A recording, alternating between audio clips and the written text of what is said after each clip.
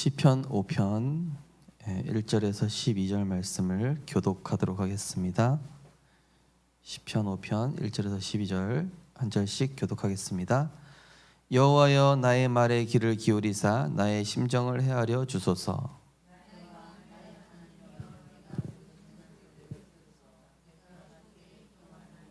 여호와여, 아침에 주께서 나의 소리를 들으시리니 아침에 내가 주께 기도하고 바라리이다.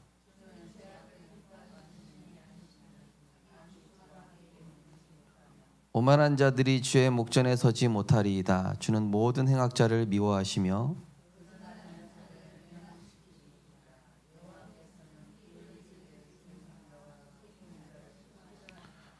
오직 나는 주의 풍성한 사랑을 힘입어 주의 집에 들어가 주를 경외함으로 성전을 향하여 예배하리이다.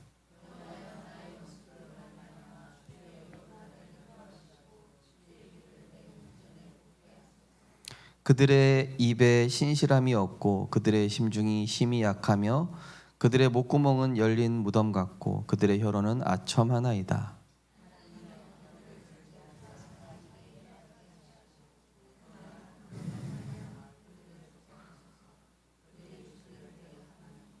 두 절 같이 읽겠습니다. 그러나 주께 피하는 모든 사람은 다 기뻐하며 주의 보호로 말미암아 영원히 기뻐 외치고 주의 이름을 사랑하는 자들은 주를 즐거워하리이다. 여호와여, 주는 의인에게 복을 주시고 방패로 함같이 은혜로 그를 호위하시리이다. 아멘. 오늘 말씀은 은혜로 호위하시는 주 안에 거하라라는 제목입니다. 하나님의 뜻은 우리가 복음 안에서 행복한 전도자로 살아가는 것에 있습니다. 하나님의 계획은 우리가 아파서 고통을 받는 것에 하나님 계획이 있는 것이 아니라 하나님은 언제든지 그리스도 안에서 참 평안과 행복, 기쁨과 감사를 누릴 수 있도록 은혜 주시고자 또 그 은혜 속에서 사는 것이 하나님의 선하신 계획인 것이죠. 그러나 하나님 자녀에게 질병, 고난, 위기라는 것이 항상 존재하죠. 그러나 그것은 단순한 불신자에게 있어서 질병, 고난, 위기는 재앙이 되지만 구원받은 하나님 자녀에게 있어서 질병, 고난, 위기는 새롭게 시작할 수 있는 시작이 되며 하나님의 계획을 발견하는 기회가 되고 또 하나님의 능력을 체험할 수 있는 시간표이고 진정으로 하나님께 나아가 기도를 배울 수 있게 되는 그런 응답이 되는 것입니다. 우리가 이제 이 시대를 보면요, 너무나 병든 시대임을 볼 수 있습니다. 아이들, 부모님들, 선생님들, 정치인, 영화 배우, 탤런트, 연예인, 가수, 한 명도 예외하지 않고 다 심각하리만큼 영적인 문제, 정신 문제에 시달리고 있습니다. 그래서 예수님께서 이 땅에 오셔서 하셨던 첫 번째 사역이 바로 치유 사역이었습니다. 치유 사역. 예수님께서 두루 다니시면서 수많은 병자들을 고치시고 복음을 전파하셨죠. 단순히 병만 고치신 것이 아니라 이 사람의 삶과 인생을 바꿔주신 겁니다. 예를 들어서 조폭이 암이 치유됐다. 그럼 조폭으로 살아가면 안 되잖아요, 그죠? 이 사람이 진짜 복음 안에서 행복한 인생으로 바뀌는 게 진정한 치유죠. 또한 이 예수님이 세우신 사도들, 바울 그리고 초대교회 성도들 역시도 현장을 다니면서 이런 치유 사역과 복음 전파를 병행하는 것을 볼 수 있죠. 그래서 사도행전 13, 16, 19장에도 마술사, 점하는 요종, 그죠? 귀신 들린 자, 악기 들린 자, 먼저 치유해 놓은 다음에 제자를 찾죠, 그죠? 현장에 가면은 항상 흑암부터 꺾고 그 다음에 거기에 예비된 제자를 찾고 그 제자를 통해서 시스템을 세우고 말씀 운동을 펼쳐나가는 것을 그런 특징을 좀 볼 수 있습니다. 그래서 성경에는 이런 치유의 약속이 있는데 예수님과 그런 사도들에게만 나타난 것이 아니라 우리에게 또한 그런 하나님의 역사가 동일하게 언약을 붙잡는 자에게 나타나게 되는 줄 믿습니다. 그래서 마가복음 16장에 믿는 자들에게는 이런 표적이 따르리니 곧 그들이 내 이름으로 귀신을 쫓아내며 새 방언을 말하며 뱀을 집어올리며 무슨 독을 마실지라도 해를 받지 아니하며 병든 사람에게 손을 얹은즉 나으리라 하시더라. 예. 이게요 구원받은 하나님 자녀에게 약속된 겁니다. 그래서 이 사복음서에 보면은 성함을 얻으니라 이런 말이 많이 나와요. 그죠? 뭐 중풍병자 환자라든지 또 뭐 어떤 병에 걸린 환자든 간에 예수님께서 손을 얹으시면은 성함을 얻으니라 이렇게 나왔는데 성함을 얻다라는 말이 헬라어로 에소존토라는 말로 영적으로 구원받다, 하나님의 진노에서 구원을 받다, 질병과 장애로부터 치유받다, 위기와 위험에서 보호받다 이런 뜻을 담고 있다고 합니다. 한마디로 성함을 얻다라는 것은 이 사람이 병만 나은 게 아니라 한마디로 운명이 바뀌어버린 거예요. 예. 그리스도를 만나고 저주 재앙에서 완전히 해방되고 가정과 가문에 흐르는 영적 저주에서 해방되고 생명의 빛 대신 그리스도를 만나서 새로운 인생이 시작된 것이죠. 성함을 얻다는 것은 전인격적인 전체적인 치유가 일어난 것입니다. 우리 뭐 삼성에 가면은 그 올케어 서비스라고 있어요. 그렇죠? 이거 핸드폰 깨지면은 그냥 깨진 것만 고쳐주는 그 서비스가 있고 올케어라는 것은 그냥 통째로 바꿔주는 거예요. 새 걸로. 그러니까 한마디로 예수님은 올케어 서비스를 해주신 거예요. 그러니까 사람을 완전히 영, 혼, 육, 정신, 생각 모든 것들을 복음으로 치유해 주신 겁니다. 우리가 이사야 53장 5절에 보면은 치유의 궁극적인 그런 완성적인 표현이 나와 있는데요. 뭐라고 나와 있냐면은 그가 찔림은 우리의 허물 때문이요. 우리의 허물을 해결하셨다는 얘기죠. 그가 상함은 우리의 죄악 때문이라. 우리 죄악을 해결하셨다는 거죠. 그가 징계를 받음으로 우리가 평화를 누렸다. 우리가 이제 그죠? 두려워하지 않고 평안을 누리게 된 것이죠. 채찍에 맞음으로 우리가 나음을 받았다. 영육간의 모든 부분에 나음. 이게 바로 완성적 치유예요.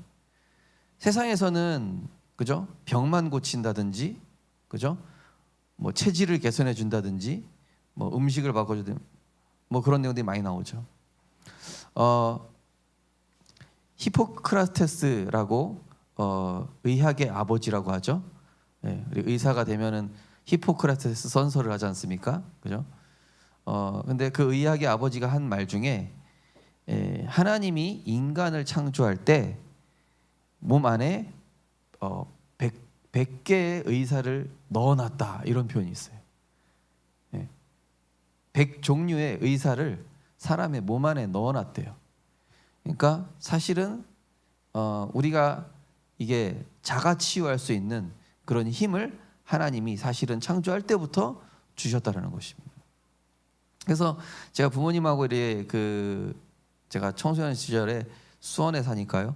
앞에 성 빈센트 병원이라고 있었거든요. 거기 가면은 딱 그 로비에 딱 들어가면은 이만한 대리석, 한 저기서부터 한 여기까지 사이즈 될 거예요. 우리는 수술을 할 뿐이고 치료는 하나님이 하십니다. 이렇게 딱 적혀 있어요.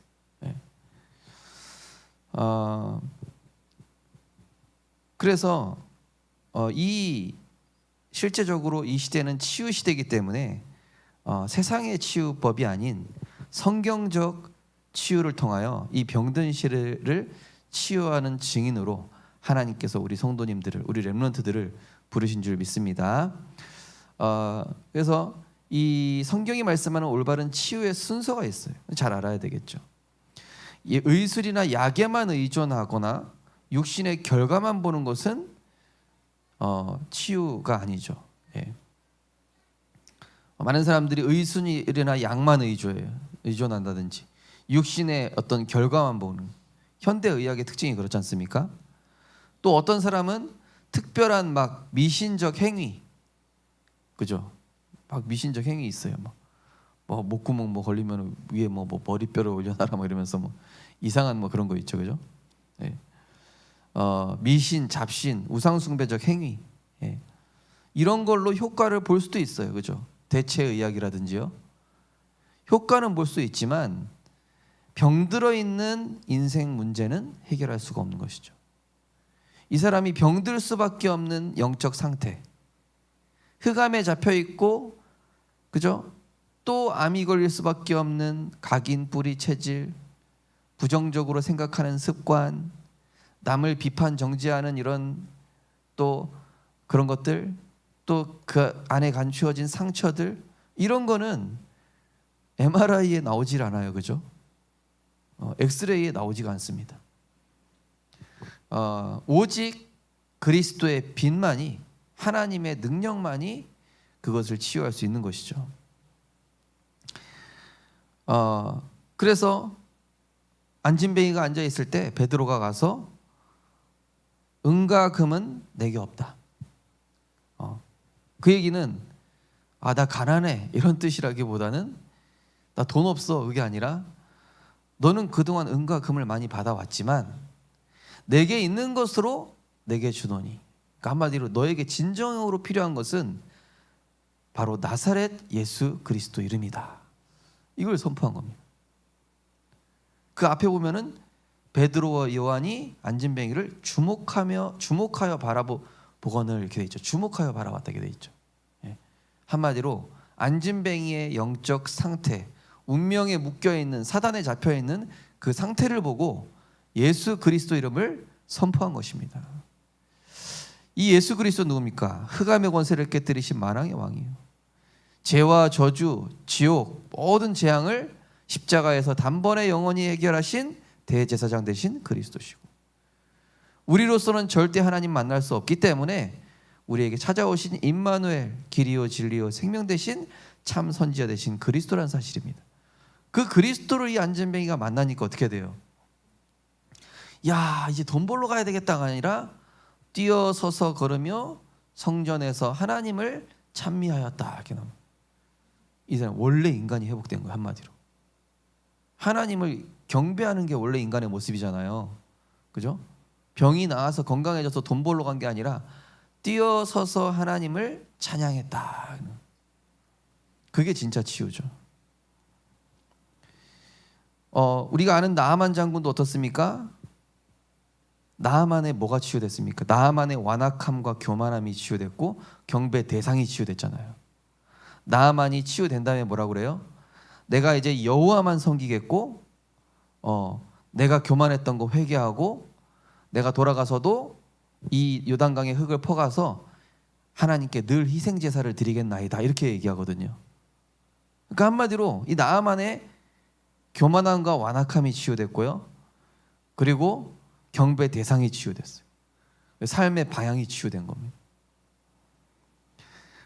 그래서 성경에서 올바른 치유의 순서가 바로 영적 치유라는 겁니다. 질병 자체에 초점을 두기보다는 하나님 만나는 길 대신 그리스도로 영접함으로 구원받는 것에 초점을 두고 있는 것입니다. 그래서 우리 송희 사모님이 가셨던 저기 치유 사역원 같은 경우도 지금은 좀 그게 아닌데 예전에는 영적 치유, 그런 영적인 생각 치유, 복음 치유, 요거였거든요.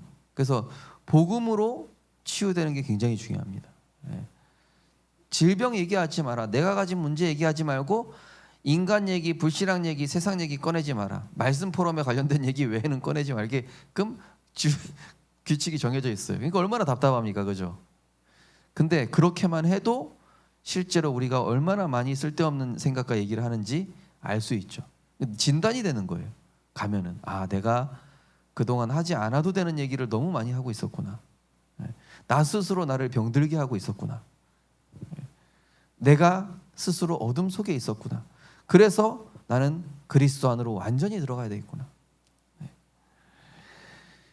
자, 그리스도께서 인간으로서는 도저히 해결할 수 없는 죄와 저주, 운명, 사주팔자, 지옥 문제를 십자가에서 단번에 해결하시고, 예. 그래서 하나님 떠난 인간이 이 그리스도를 통해 하나님 만남으로 인해서 영적으로 회복이, 하나님과의 관계가 회복되어질 때, 그때부터는 어떤 질병 문제도 이길 수 있는 자녀의 신분과 권세를 가지게 되는 줄 믿습니다. 그래서 베드로전서 5장 10절에 보면은 모든 은혜의 하나님 곧 그리스도 안에서 너희를 부르사 자기의 영원한 영광에 들어가게 하시니가 잠깐 고난당한 너희를 친히 온전하게 하시며 굳건하게 하시며 강하게 하시며 털을 견고하게 하시리라. 그죠? 이 연약했던 베드로, 그죠? 엄청난 전도자가 되고, 예. 이 야곱 보십시오, 그죠? 근데 훗날 바로 왕에게 안수를 할 만큼 어마어마한 영성을 갖추게 되죠. 그래서 우리 성도님들께서 전혀 낙심할 필요가 없다.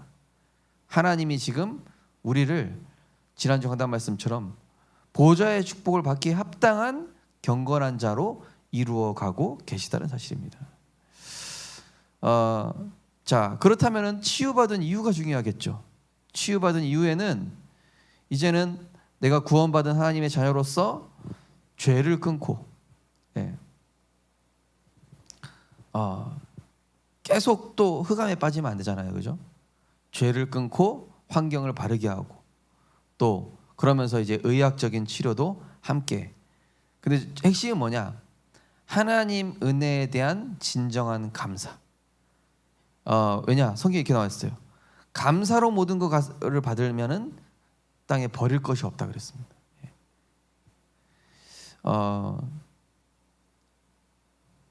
제가 오늘 또 히포크라테스 얘기 또 할 텐데, 히포크라테스가 그런 얘기했습니다.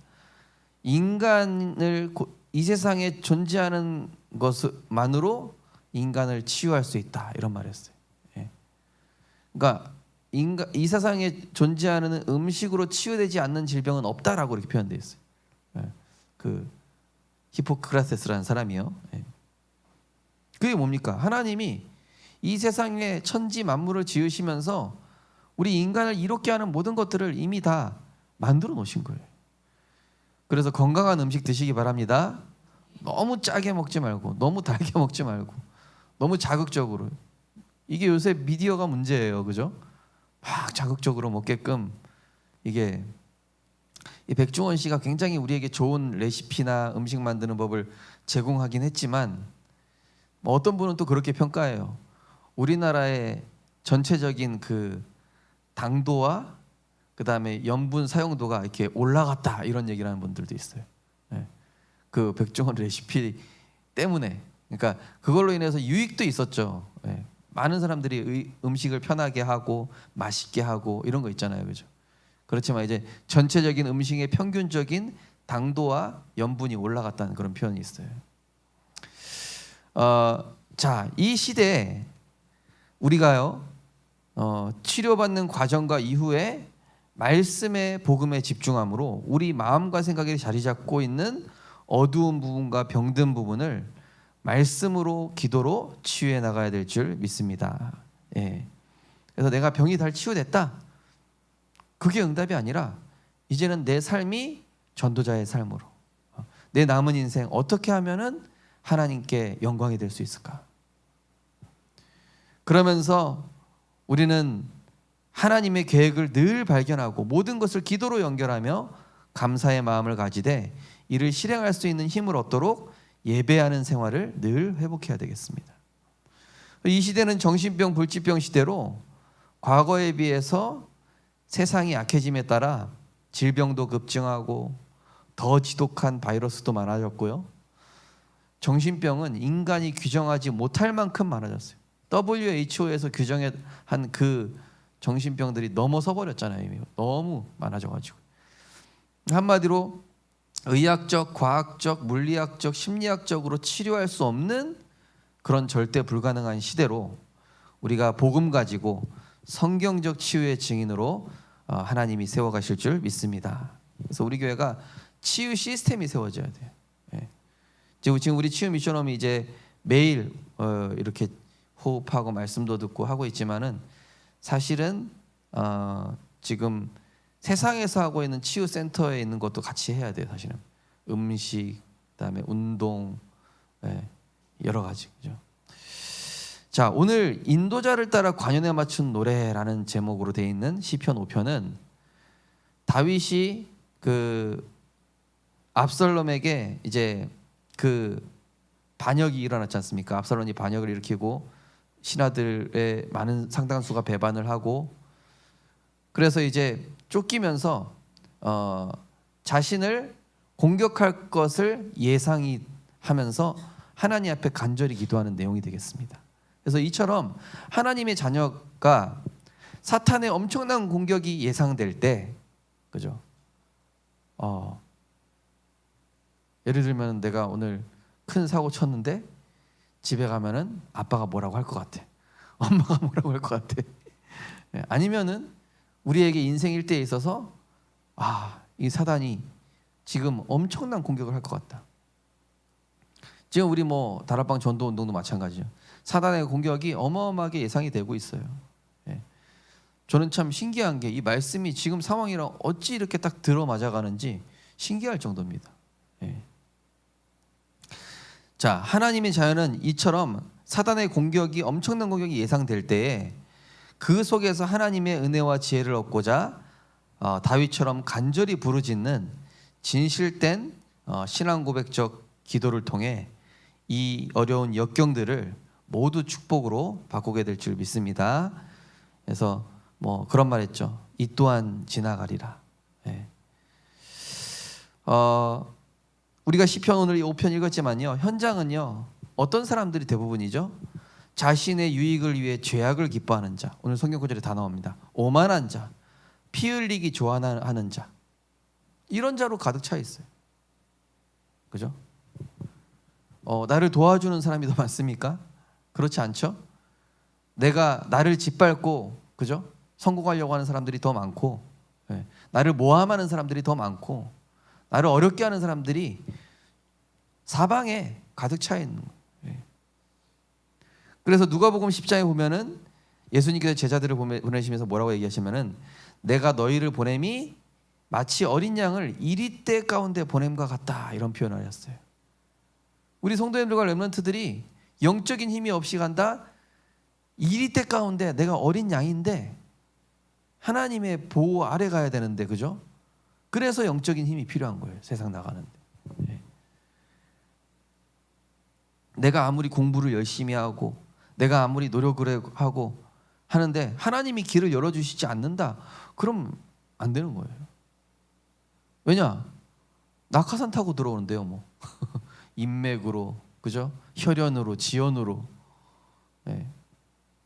나는 진짜 수십 년 노력해서 막 스펙을 쌓고 능력을 만들고 막 이랬는데 어떤 사람은 아무 노력 없이 그냥 뭐 줄 타고 들어오고, 또 들어왔는데 막 너무 힘들게 하는 사람들이 사방에 가득하게. 그래서 하나님이 우리를 왜 이런 위기의 현장으로 보내시는가, 그죠? 우리를, 하나님의 자를 왜 이러한 재앙과 위기가 있는 현장으로 보내시는가? 또 우리가 살고 있는 세상은 에스겔서 37장 1절처럼 마른 뼈와 같은 영적으로 죽은 자들이 가득한 현장이에요. 돈도 있고 성공도 했고 명예도 있지만은 마른 뼈다구라 그냥. 영적으로 메말라 가지고 자기 살기 바빠요. 자기 입에 풀칠하기밖에 생각 못하는 그런 사람들로 왜 가득 찼습니까? 마른 뼈라서 그래요. 하나님의 말씀이 복음을 못 들었기 때문에.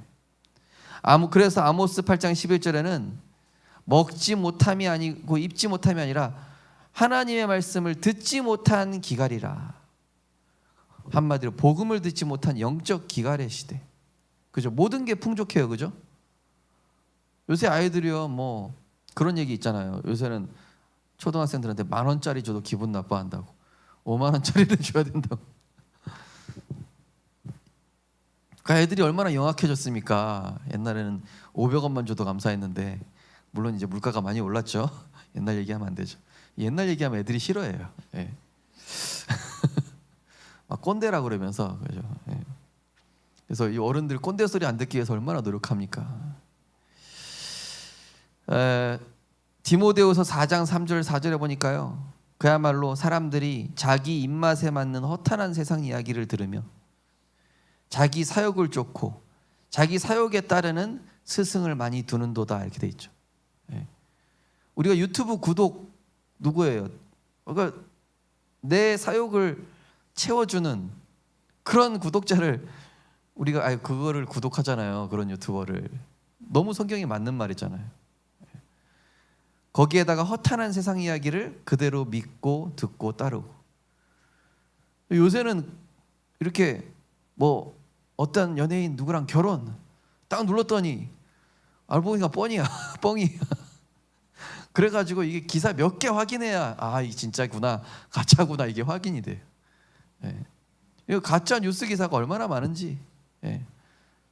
또 그걸 그냥 믿는 사람들도 있고, 그냥 그렇구나, 야 확인해 보니까 아니던데, 야 확인해 보니까 10년 전 기사던데, 야 확인해 보니까 뭐 1998년도 기사던데, 뭐 사람들이 제대로 확인도 안 해. 뭐든지 그냥 듣는 거예요.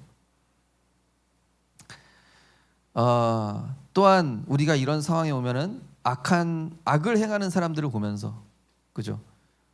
뉴스 기사나 막 이런 보면은 저도 막 화가 치밀어 오를 때가 한두 번이 아니야. 어떻게 이런 사람이 있을 수 있을까? 근데 악을 행하는 사람을 보면 분노의 감정에 사로잡히거나, 또 내가 연약해서 그런 문제, 사건, 시험에 휘말려 버린다든지, 또 그렇게 악한 자들이 막 심판받고 망하는 거 보고 기뻐한다든지, 이 세 가지가 다 사탄에게 속는 거라고 성경은 얘기하고 있습니다. 시편 37편 1절에 보면은 악을 행하는 자들 때문에 불평하지 말며 불을 행하는 자들을 시기하지 말지어다, 이렇게 돼 있어요. 잠언 24장 1절에는 너는 악인의 형통함을 부러워하지 말며 그와 함께 있으려고 하지도 말지어다, 그랬어요. 그래서 우리는 악인을 보고 분노해서 할 필요도 없고, 그거에 휘말리지도 안 되고, 또 그 사람이 막 심판받아서 막 고통받는 걸 기뻐해서도 안 된다는 겁니다. 우리가 해야 될 유일한 사명은 한 가지, 그들에게 복음을 증거해서 살리는 것 외에는 다른 사명이 없기 때문에 그 세 가지가 다 사단에게 속는 거예요. 그래서 시편 37편 7절 보면 여호와 앞에 잠잠하고 참고 기다리라. 자기 길이 형통하며 악한 꾀를 이루는 자 때문에 불평하지 말지어다. 분을 그치며 노를 버리며 불평하지 말라. 오히려 악을 만들 뿐이라.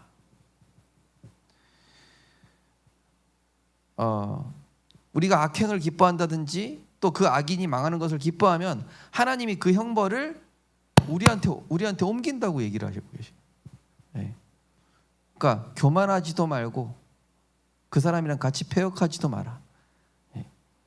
그래서 우리는 잠잠히 하나님이 하신 일들을 보면서 절대 주권적 관점으로 지금 이 시대가 무엇으로 흘러가는가를 보면서 영적으로 겸허한 자세를 가져야 돼. 그래서 다윗처럼 지금 위기와 재앙이 들어닥치기 일보 직전, 그야말로 풍전등화 위기가 터질 것 같은 그런 상황에 이제 시편 5편이 나온 건데, 그죠? 시편 3편은 이미 위기가 온 상황에서 쓴 것이고요. 시편 5편은 이제 많은 신학자들이 위기가 오기 직전에 약간 두려움과 예상되는 그런 재앙으로 인한 긴장 속에서 쓴 거란 것이죠. 이때 우리는 영적 객관성, 정말 냉철하게 우리가 나 자신과 사람을 보면서 하나님의 탄식과 마음으로 바라보고 경계하고 그러한 흐름에 동화되지 않도록 우리가 깨어 기도해야 되겠습니다. 그래서 갈라디아서 6장 1절 3절에도 사람이 만일 무슨 범죄한 일이 드러나거든 신령한 너희는 온유한 심령으로 그러한 자를 바로잡고 너 자신도 살펴보아 너도 시험을 받을까 두려워하라. 너희가 짐을 서로 지라. 그리하여 그리스도의 법을 성취하라. 만일 누가 아무도 되지 못하고 된 줄로 생각하면 스스로 속임이라. 한마디로 무슨 뜻이죠?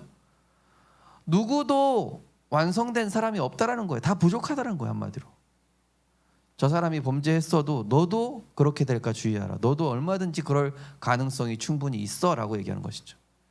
그래서 고린도전서 10장 12절에는 그런즉 손줄로 생각한 자는 넘어질까 조심하라. 그죠? 그렇게 막 어마어마한 역사를 일으켰던 목사님들, 그죠? 과거에 어마어마한 사역했던 목사님들 왜 마지막에 타락을 한다든지, 그죠? 사탄의 공격을 받고 추풍 낙엽처럼 무너져 버립니까? 그죠?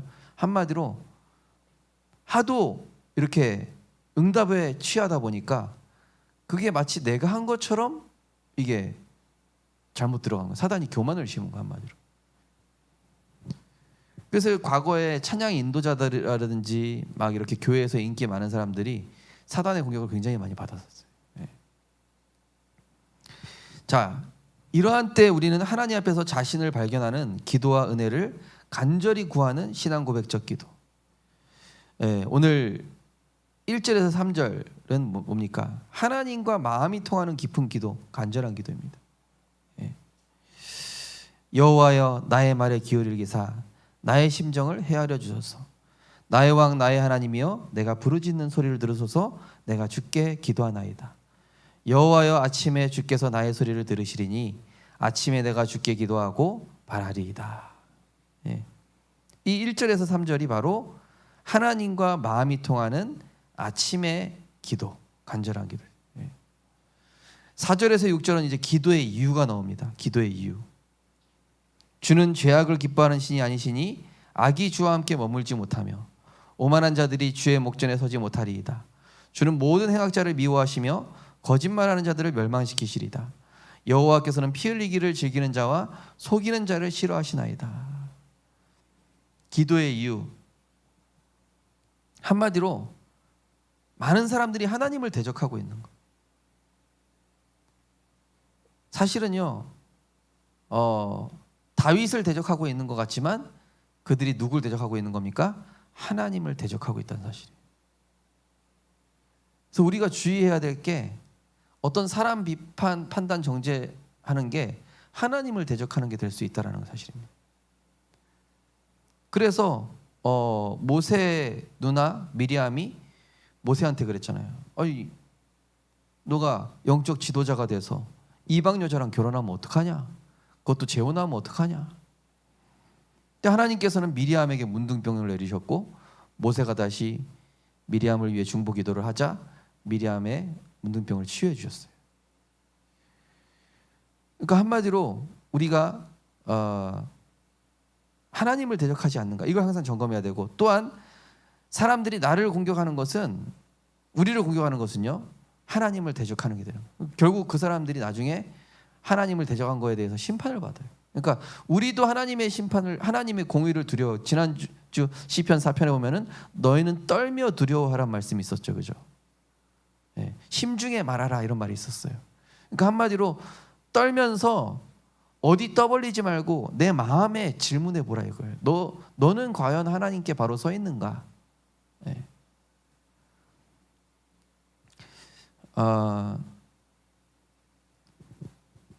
다윗이 자신을 통해 이런 사건이 일어났지만 다윗이 자신을 정죄하면서 그런 사건에 휘말리지 않고 낙심 분노하지 않고 하나님의 관점과 영적 객관성으로 냉정하게 자신을 바라봄으로 정확하게 진단하고 갱신한 거예요.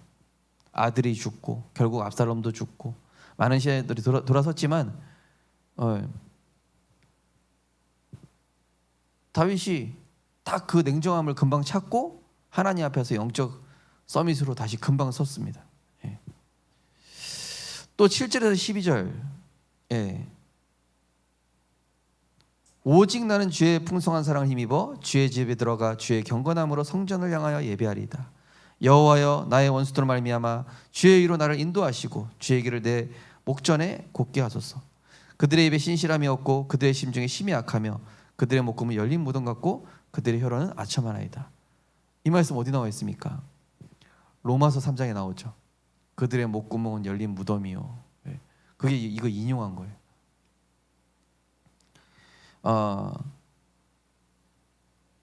이 1절에서 12절은 하나님 자녀는 여기서 핵심 말씀이 뭐냐면은 7절 오직 나는 주의 풍성함을 힘입어. 한마디로 지금 세상에 이런저런 일이 일어나고 막 소리 소문이 들고 이럴 때 나는 그것과 상관없이 오직 주의 풍성한 사람을 힘입어 주의 집에 들어가 주를 경외하고 성전을 향하여 예배하리이다. 무슨 뜻이냐면요, 사람들이 별소리를 다 하고 이런 소문 이런 얘기 막 돌아도 나는 그냥 그것과 상관없이 하나님께 예배할래, 이겁니다. 너희들은 떠들어, 너희들은 휘말려, 너희들은 그거 따라가. 나는 그냥 하나님께 오직 예배할게. 나는 복음에 집중할게. 그냥 너희들은 그런 사람들이랑 같이 가든지 말든지 나는 모르겠고, 나는 그냥 복음에 집중하고 예배드리고 은혜 받겠다. 이게 영적으로 엄청 지혜로운 거예요. 그죠? 왜냐? 그 다음에 나오잖아요. 다 그 원수들을 하나님이 정리해 버리신, 정리하고 심판하시는 시간표가 와요. 우리 다락방 전도운동도 세계복음화 제대로 하려면요, 필요 없는 사람들 빨리 나가야 돼요. 제가 감히 이런 표현하면 안 되지만은, 하나님이 보실 때요, 하나님이 보실 때 악한 동기 가지고 있는 사람, 그죠? 이미 범죄한 사람, 그죠?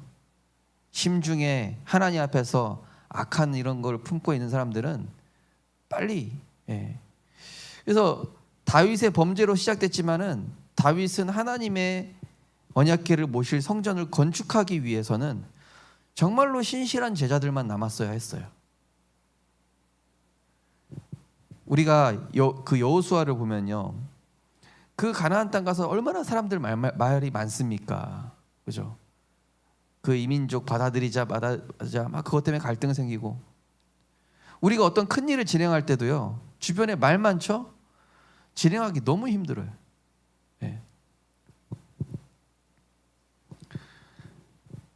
그러니까 저기 의정부 가는 길에 보면요, 엄청 큰 그 펜션 같이 거의 한 20층쯤 되는 되게 멋있게 생긴 동화에서 나올 만한 그런 건물이 하나 있는데요, 너무 이제 논쟁이나 이런 그 법적 공방이 많아가지고 안에가 텅 비었어. 그냥 건물만 지어져 있고 안에 이게 하나도 안 지어졌어요. 그것도 수십 년째 그 흉물이 돼 버렸어요.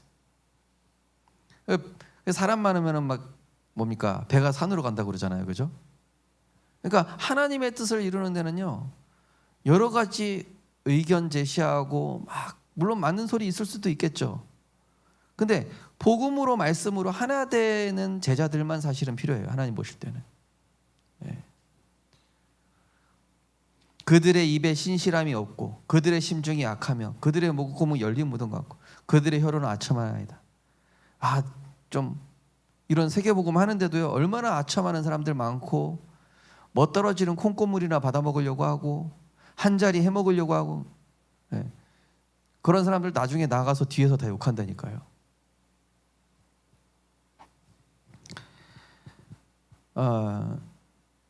자, 그래서 나의 왕 나의 하나님, 다윗이 왕이잖아요. 왜 나의 왕 나의 하나님이라고 표현했냐? 주석에는 이렇게 돼 있어요. 고난이 와야 주인이 바뀐다. 고난이 오지 않으면 주인이 바뀌어요. 내가 왕이고 내가 하나님이잖아요. 그런데 다윗이 나의 왕 나의 하나님이요, 한마디로 고난 속에서 주인이 바뀐 거예요. 인생의 주인이 바뀐 거예요. 그래서 기도할수록 하나님이 왕이 되시고 기도 안 할수록 내가 왕이 되는 거예요. 기도할수록 현장이 보이게 되고 기도 안 하면 현장이 보이기보다는 문제가 보이게 되죠. 죽어가는 현장이 보여야 되는 거죠. 아침에 3절에 아침에 모든 것보다 앞서, 모든 일에 앞서, 한마디로 아침에는요 무언가 꽉 채우는 시간이에요. 우리 성도님들 그리스도로 아침에 충만히 꽉 채우시기 바랍니다. 다른 거 채우면 안 돼요. 4절에서 6절 뭐냐 하면 이해관계에 따라서 이쪽 편 저쪽 편, 우리는 어느 편도 아니에요. 좌파도 아니고 우파도 아니고 그냥 하나님 편이에요.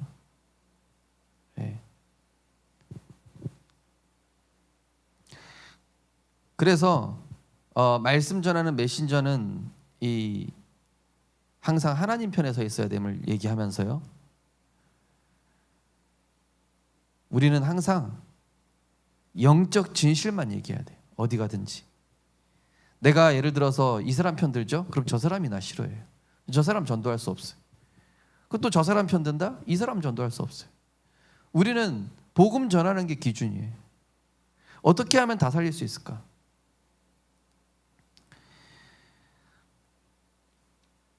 그래서 신자는요, 절대 악으로 형통할 수가 없어요. 만약에 신자가 사기쳐서 돈을 많이 벌고 신자가 악을 행해서 성공했다, 그 사람은 구원 못 받은 사람일 가능성이 100%입니다. 하나님은 반드시 신자가 악을 행해서 성공하면은 반드시 심판을 하시게 돼 있어요. 다윗 보세요. 아들 다 죽어버렸어요. 네. 자기 아내 뭐 다른 사람들한테 다 범해지고, 아들이 반역 일으키고. 그러니까 하나님이 심판의 몽둥이를 드신다니까요. 그런데 훗날을 생각했을 때는 사랑에 매죠. 왜냐? 다윗이 그 범죄한 상태로 지옥 가면 안 되니까. 그래서 나는 오직 주의 사랑을 힘입어, 풍성한 사랑을 힘입어 주의 집에 들어가 주를 경외함으로 성전을 향하여 예배하라. 한마디로 오직 예수 해야 되겠다. 나는 어떤 경우에도 오직 예수, 오직 말씀, 오직 복음, 나는 그 속으로 들어가야 되겠다. 그래서 복잡한 상황일수록요, 우리 성도님들 복잡하게 생각하지 마시고 오직 예수 한 가지만 하시기 바랍니다. 오직 하세요. 오직.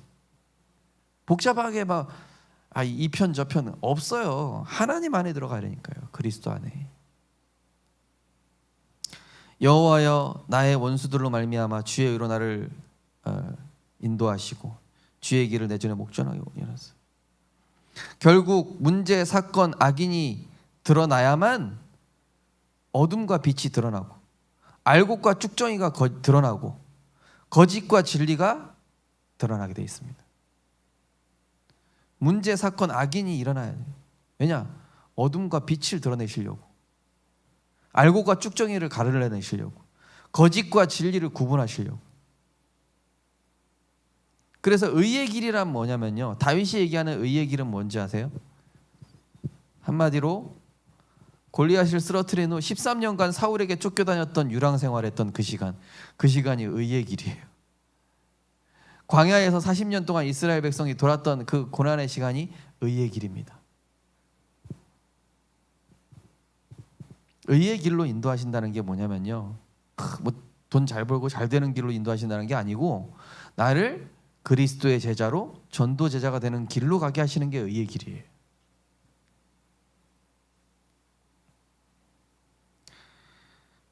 (9절) (10절) 원수들이 아무리 발악하고 나에게 원수 갚으려고 해도 원수 갚지 말고 하나님께 맡기고 말씀만 붙잡으라는 거예요.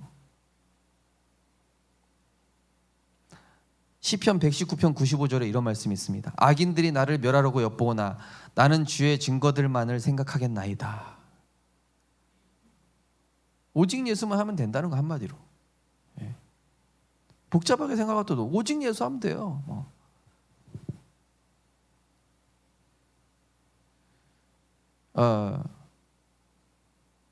자, 11절을 주를 즐거워한다는 겁니다.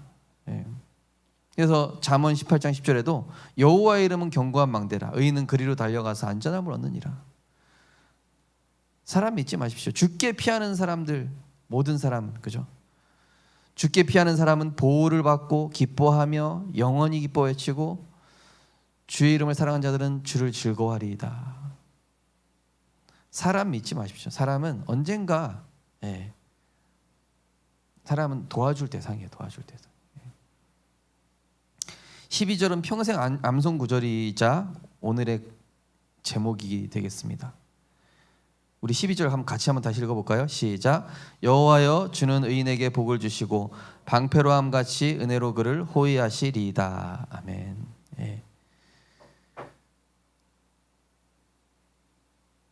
하나님의 자녀는 하나님의 자녀를 늘 은혜의 방패로 호위하신다. 호위. 보디가드가 호위하죠. 그죠? 호위병 있잖아요. 왕을 보호하는 호위병 있잖아요. 그래서 우리는 하나님이 은혜의 보호막을 치셨다. 나에게. 어떤 자예요? 의인에게. 복음 안에서 오직 하는 자에게.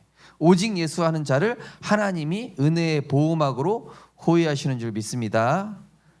예. 그래서 이 시편 5편의 중요한 결론은 뭐냐면요, 많은 사람들이 대부분 하나님이 내 편을 들어달라고 하죠. 그러나 다윗은 내가 과연 하나님 편에 서 있는가? 대부분 많은 사람들이 하나님이 내 편 되달라고 그러는데 다윗은 내가 과연 하나님 편에 서 있는가? 하나님이 기뻐하시는 쪽으로 가고 있는가를 항상 진단하면서 신앙 고백을 하고 있습니다.